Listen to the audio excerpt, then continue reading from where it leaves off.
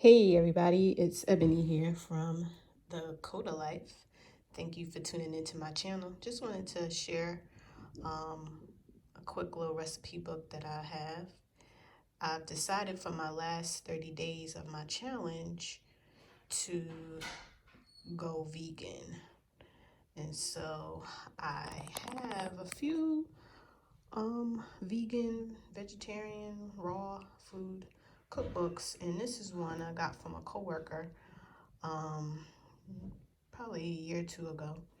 But I have tried some of the recipes. They actually have a restaurant in Colombia. It's called Rawtopian Bliss.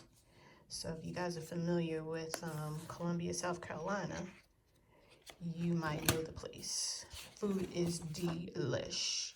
But this is just some of the recipes that I was looking at to see how well they match up with the meal plan that I have now.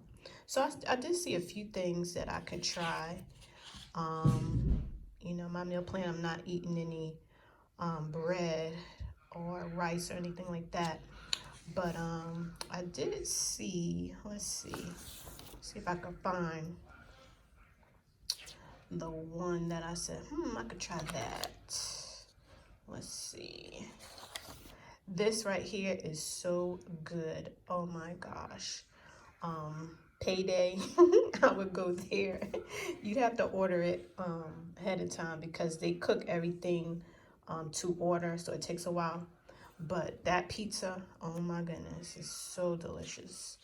I can't have that though because that uses tortilla wraps as the crust. But this right here I can probably have. And I saw something else. This one, the black bean burrito. Also probably the guac I can make.